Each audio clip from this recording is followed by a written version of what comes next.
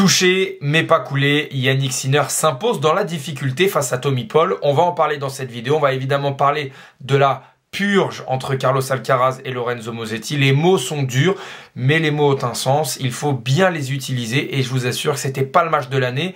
Bonjour à tous, je suis très content de vous retrouver. Nouvelle vidéo aujourd'hui. Bouge pas, on commence tout de suite.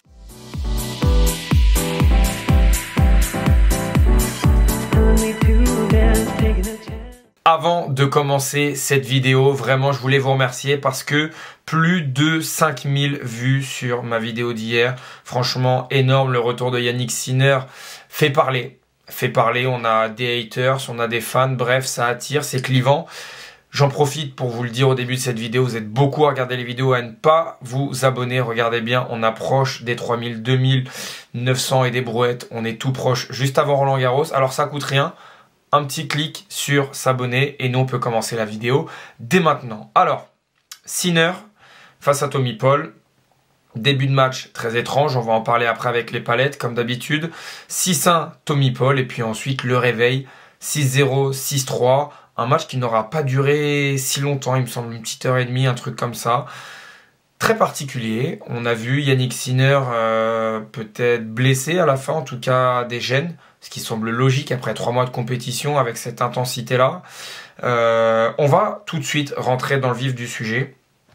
On est au début du match et on a un Tommy Paul clairement qui cherche à enlever du temps à Jannik Sinner. On ne le voit pas forcément ici, mais il part d'assez loin en retour et il vient à chaque fois avancer.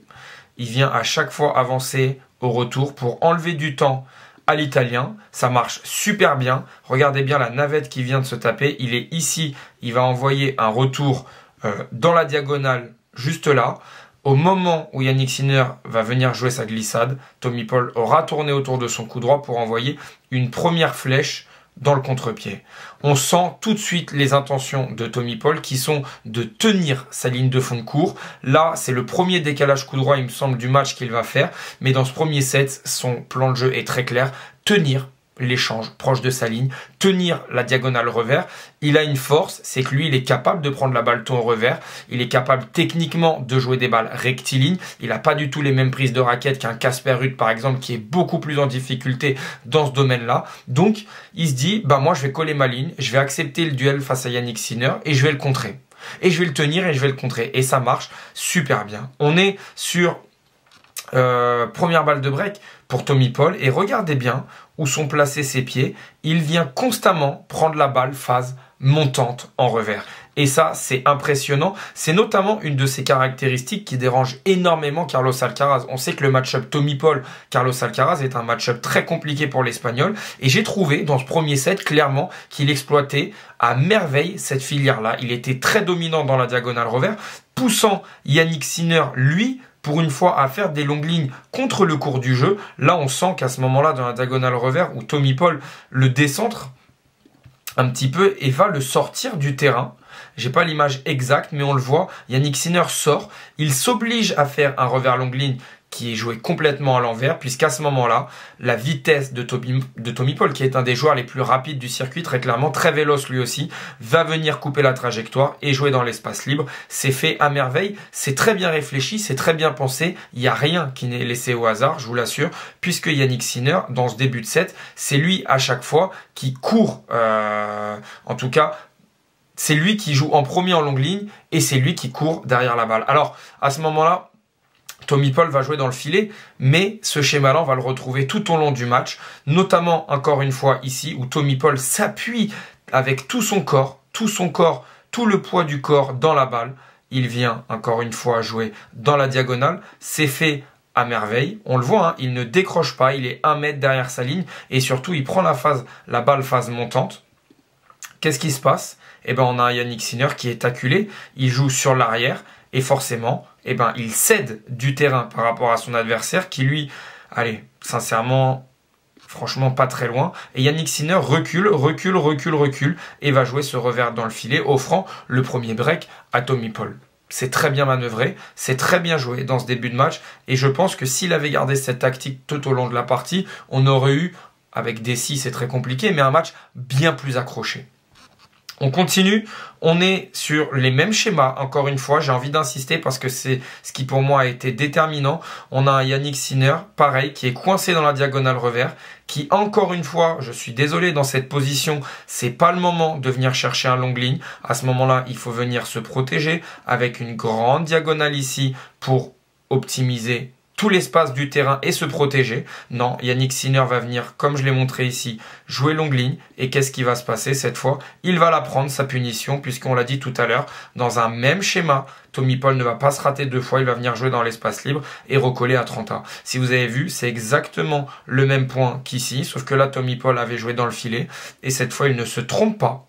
Il va réussir à jouer dans l'espace libre, juste ici. C'est très bien fait, c'est très juste. On retrouve les mêmes schémas au fur et à mesure. On a encore un Tommy Paul, alors ça c'est le même point, obligeant Jannik Sinner à jouer longue ligne. Je ne sais pas si vous le voyez ici. Et là, je trouve que c'est intéressant parce que Jannik Sinner a un temps de retard. En temps normal, après une glissade, il serait revenu jouer dans la diagonale. Mais là, il a tellement de retard, Tommy Paul lui enlève tellement de temps en étant proche de sa ligne que Jannik Sinner n'a pas d'autre choix que de tenter une flèche longue ligne qui va sortir. Alors, ce qui est important de voir aussi, là on est à 3-0, 30-40 et on regarde le revers de Tommy Paul qui aujourd'hui va 10 km plus vite que ses précédents tours. Et même j'ai envie de penser que cette stat là, elle pourrait carrément coller. Alors c'est pas une certitude, c'est que mon avis parce que j'ai trouvé que ça jouait très vite à ce moment-là. J'ai trouvé clairement qu'il jouait beaucoup plus vite et beaucoup plus proche de sa ligne, même si c'est clairement son jeu. C'était clairement son plan de jeu, aujourd'hui en tout cas dans ce premier set, parce qu'on va y revenir après, j'ai trouvé qu'il jouait très très vite comparé à d'habitude où il était plutôt en timing. Aujourd'hui on l'a vu s'engager, on l'a vu frapper les balles en revers, lui qui a plutôt un revers de contre. Et là, encore une fois, alors cette fois en coup droit, on a un Tommy Paul qui va se jeter. Regardez bien la position de retour, là on ne le voit même pas, il est au niveau du score. Et on a un Tommy Paul qui va venir se jeter littéralement dans la balle, faisant un bond de 2 mètres pour venir envoyer une flèche. Alors, c'est pas du tout la bonne ligne. J'ai du mal avec le stylo. Il est tard, faudra me pardonner. On est mieux ici avec cette ligne-là. Voilà, celle-là, on va la supprimer. Il va envoyer une flèche longue ligne. Vraiment, de toute merveille. Il est complètement en extension. Franchement, je trouve cette image exceptionnelle. Et ça fait 4-0 pour Tommy Paul. Là, franchement, on tombe des nues, on se demande ce qui se passe. On sait très bien que le match ne va pas continuer de cette façon. Il ne peut pas y avoir 0-0 pour Tommy Paul. On sait qu'à un moment, il va y avoir une révolte.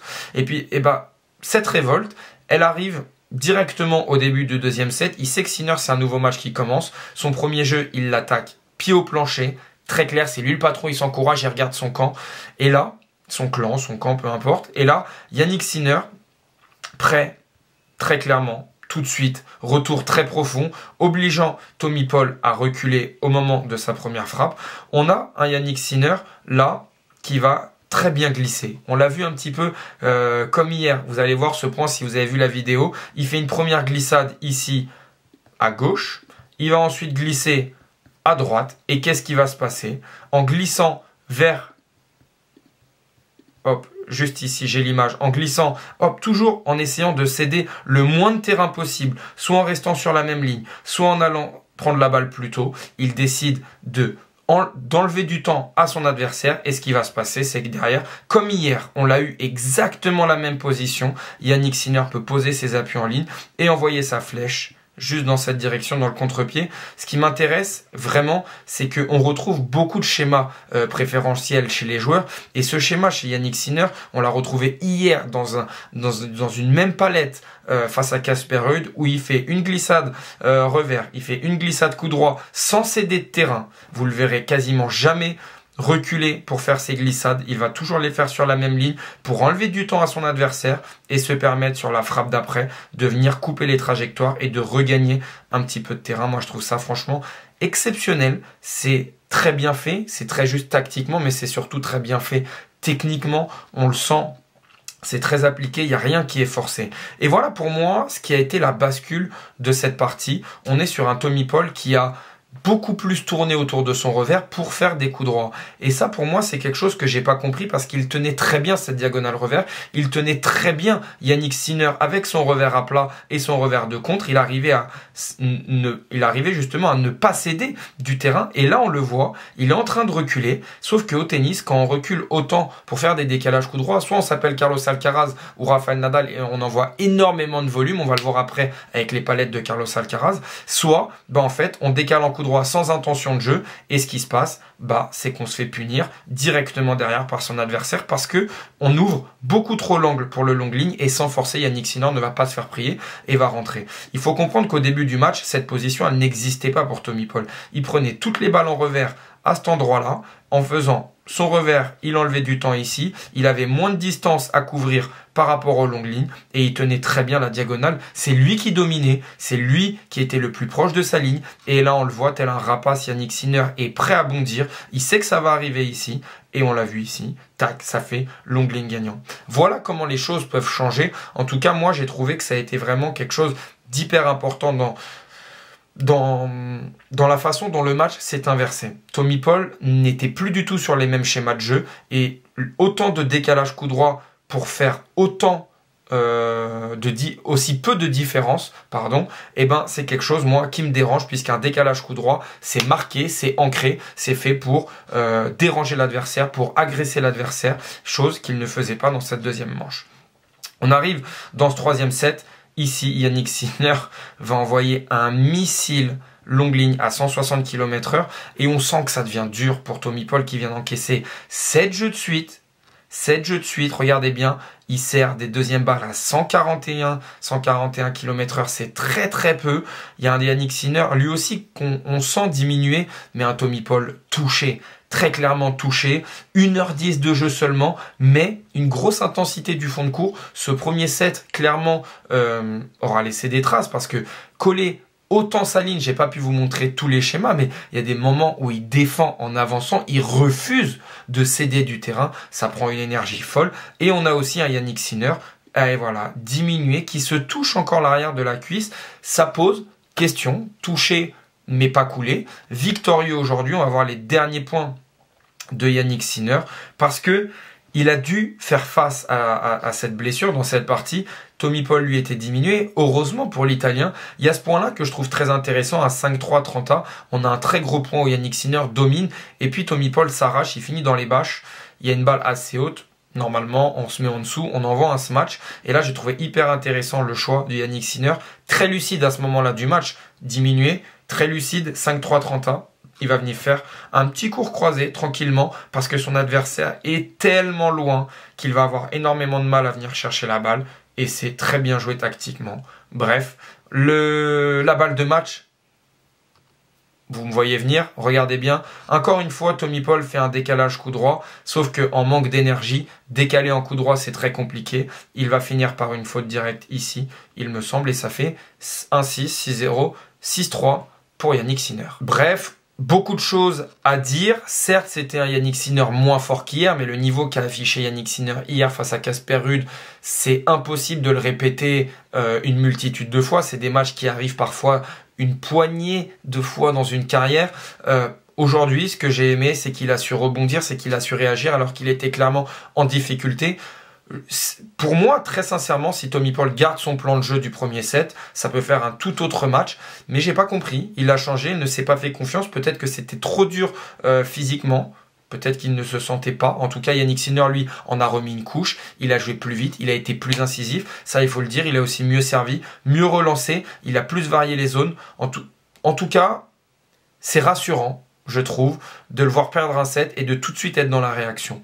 Même avec ça, forcément, ça gêne à la cuisse. C'est quelque chose qui était qu'on pouvait anticiper, j'ai envie de dire, parce qu'après 3 mois de compétition, c'était sûr qu'il y allait avoir un petit quelque chose. Mais en tout cas, ce que je retiens, c'est la réaction après ce premier set très compliqué, où Tommy Paul a été très bon. Lui a fait beaucoup de fautes directes. Si on regarde les fautes directes d'ailleurs, avant de passer au match de Carlos Alcaraz, 32 pour Sinner, 35 pour Tommy Paul et à eux deux, seulement 30 coups gagnants. Voilà, c'était pas le match de l'année, mais il a été en réaction. Il a une marge, très clairement, technique, tactique, et à partir de là, quand on a confiance comme ça en son jeu, quand on a confiance en sa technique, on sait que surtout avec la confiance qu'il a accumulée depuis plusieurs mois, eh ben, il ne peut pas lui arriver grand chose. Maintenant, parlons de Carlos Alcaraz face à Lorenzo Musetti. C'était pas le match de l'année. On va pas y rester 1 heure, mais on va en parler quand même parce que j'ai quelques points à vous montrer.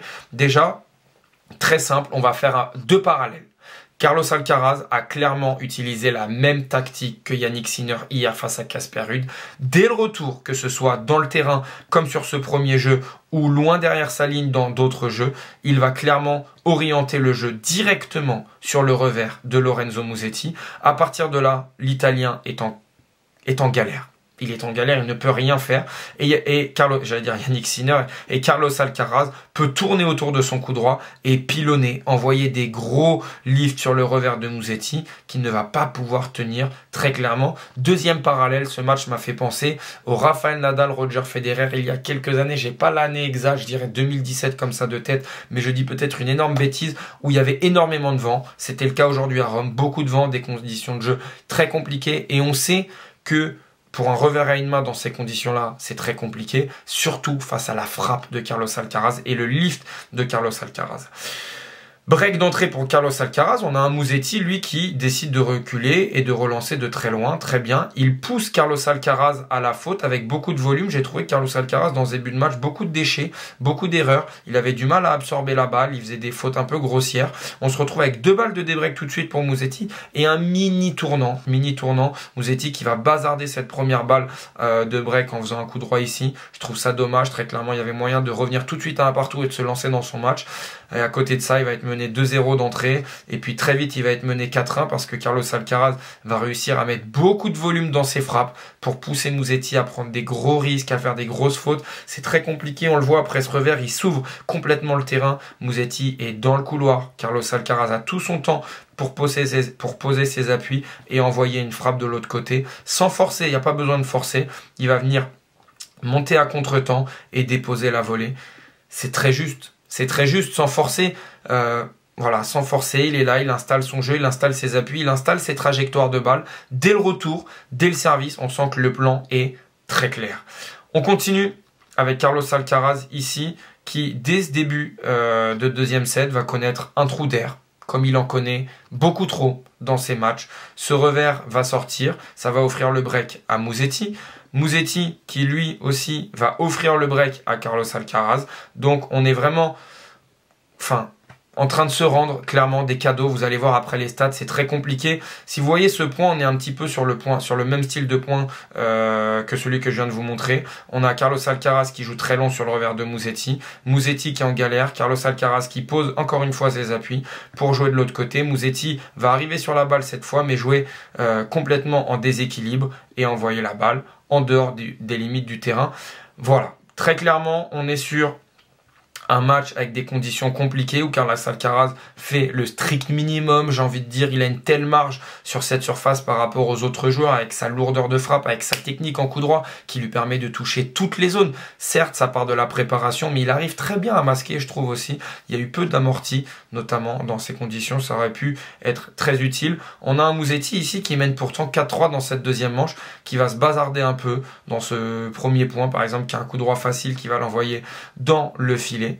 Dommage, très clairement. On a un Carlos Alcaraz, voilà. On a un Carlos Alcaraz qui relance dans le terrain et qui reprend son plan de jeu, qui va relancer directement en direction du revers. À partir de là, Musetti est en galère. On le voit, hein, c'est ce qui m'importe quand je vous montre les palettes comme ça, c'est de vous montrer qu'il y a vraiment un fil conducteur, qu'il y a un plan de jeu chez les joueurs et que ça se retrouve. Alors certes, il y a un côté d'imprévu, il y a un côté aussi où chacun fait parler son propre talent, mais au début, quand ils rentrent sur le terrain, ils ont un plan et ils le respectent. Musetti ici en déséquilibre, il va boiser et on enchaîne, on est à 30A, Musetti. Carlos Alcaraz qui continue, pareil, de pilonner le revers de Musetti. Musetti a le malheur d'être excentré et de tenter un longue ligne ici en chope, sauf qu'en fait face à un joueur comme Carlos Alcaraz qui arrive à vitesse grand V, il arrive très vite pour enrouler une balle de l'autre côté. C'est tout ce qu'il cherche à faire, Carlos Alcaraz. Il cherche à venir prendre tôt avec son revers pour sortir l'Italien du terrain. Soit l'Italien arrive à retrouver beaucoup de longueur et dans ce cas-là, bah Alcaraz ne risque rien mais ne prend pas d'avantage. Soit Musetti n'est pas patient, joue longue ligne et Carlos Alcaraz vient le punir dans la diagonale. C'est ce qui va se passer juste ici avec la palette. On enchaîne sur cette balle de break et cette fois Musetti ne sait plus quoi faire. Musetti sert plein coup droit de Carlos Alcaraz. Ce dernier a les pieds dans le terrain et va relancer ici en se plongeant dans la balle. C'est hyper juste tactiquement, c'est hyper juste techniquement. Il le fait sans forcer, il le fait avec une préparation beaucoup plus courte, beaucoup plus compacte pour venir juste s'appuyer sur le service de Musetti. C'est fait à merveille. On ne change pas une équipe qui gagne. Tie break, moment important, on fait ce qui marche. On fait ce qui marche. Carlos Alcaraz plonge dans la balle. Une nouvelle fois en revers, il va venir toucher le revers de Musetti. Musetti ne veut pas, il décide de jouer en coup droit, sauf que vous le voyez, il est en déséquilibre complet. Et à ce moment-là, Carlos Alcaraz, encore une fois, va venir ouvrir de l'autre côté. Qu'est-ce que vous voulez que je vous dise? C'est fait à merveille, c'est très bien fait. On est à 5-2 pour Alcaraz, service à suivre, puis 5-3, 5-4. Musetti, revient très clairement dans ce match. Et à ce moment-là, on a un point important où, encore une fois, Carlos Alcaraz, cette fois en partant de plus loin, va relancer très long dans la diagonale, classique. Sauf que Musetti n'a plus aucune solution. Sa dernière solution, c'est de se débarrasser complètement de la balle. Il tente un amorti en reculant. C'est beaucoup trop facile. Alcaraz va arriver et jouer dans le contre-pied pour faire un coup gagnant. Qu'est-ce que vous voulez que je vous dise? On retrouve les mêmes et on recommence. Carlos Alcaraz, 6-4. Ici, pareil, il recule de loin. Il ne cherche pas à comprendre. Il fait ce qui marche. Il va jouer ici, en plein sur le revers. À partir de là, il va replanter ses appuis pour envoyer une flèche de l'autre côté. Musetti arrive à défendre tant bien que mal, sauf que là, à partir du moment où Alcaraz a cette position, j'ai rarement vu un joueur aussi terrifiant quand il est dans cette position. Il est capable de trouver du court croisé, il est capable de trouver du long croisé très fort, mais là, il va se contenter d'aller longue ligne et de finir le match. Bref, voilà, plutôt facile. On va finir sur les stats de Carlos Alcaraz Musetti pour vous montrer qu'il y a eu 86 fautes directes, seulement 28 coups gagnants. C'était pas le match de l'année, on l'a dit. Voilà, 6-3, 7-6. Mais c'était intéressant d'en parler parce que ça y est, on a la 11e confrontation entre Sinner et Alcaraz. Dans quel état? On le verra parce que Sinner est diminué. Carlos Alcaraz, lui, est en confiance. Il enchaîne, c'est intéressant. Je suis content de retrouver ces deux joueurs en finale de Master 1000. Ils sont au-dessus de la mêlée. J'espère qu'on les retrouvera évidemment en finale de Roland Garros. Je pense que leur rivalité peut enfin se lancer cette saison puisqu'il y a eux et le reste du circuit bien en dessous. Maintenant, on va attendre de voir si Sinner se remet parce qu'on peut avoir une très belle finale. On arrive à la fin de cette vidéo. Comme d'habitude, si tu as aimé, lâche ton meilleur pouce, ça m'aide énormément. Si tu es resté jusque là, merci à toi, ça fait plaisir. Abonne-toi si ce n'est pas déjà fait et nous on se retrouve très bientôt.